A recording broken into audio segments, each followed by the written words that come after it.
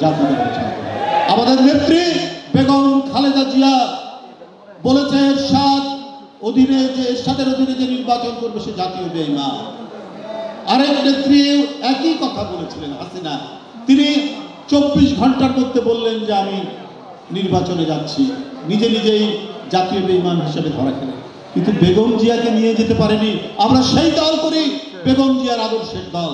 সব রাজনৈতিক নেতৃত্ব যখন আত্মগোপনে চলে গেছেন, তখন একজন মেজর সেনাবাহিনীর একজন অফিসার তিনি স্বাধীনতার ঘোষণা দিলেন।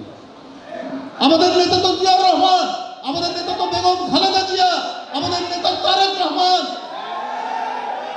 যে তারেক রহমান জুলাই আগস্টের মহাবিপ্লবের যিনি ভিত্তি তৈরি করেছেন, যিনি জমি চাষ করেছেন, সেই জমির উপর দাঁড়িয়ে ছাত্র জনতা শেখ হাসিনার মতো এক রক্তচোষা বাদুড়কে বাংলাদেশ থেকে বিতাড়িত করতে পেরেছে।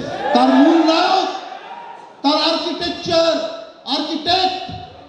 হলেন তারেক রহমান। আমরা কি তখন ললিপপ খাচ্ছিলাম যখন জুলাই আন্দোলনে? আমাকে সহ অনেককেই ধরে নিয়ে গেল প্রেস ক্লাব থেকে। আমরা কিসের জন্য? এই ছাত্র জনতার আন্দোলনকে সমর্থন দেওয়ার জন্য আমরা বেরিয়ে এসেছি, প্রেস ক্লাব থেকে ধরে নিয়ে গেল।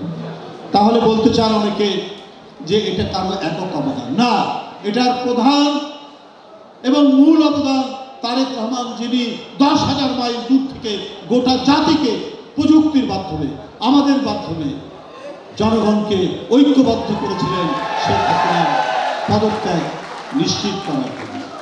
তাই আমি বলি, আপনাদের পক্ষে আছে আদর্শ, আপনাদের পক্ষে আছে ন্যায়, আপনাদের পক্ষে আছে নীতি, আপনাদের পক্ষে আছে এক বিরচিত গণতান্ত্রিক সংগ্রামের ঐতিহ্য, আপনাদের পক্ষে আছে স্বাধীনতা যুদ্ধের মহান অঙ্গীকার, মহান ভাষকের আপনাদের রাজনৈতিক উত্তরাধিকার আপনারা বহন করছেন।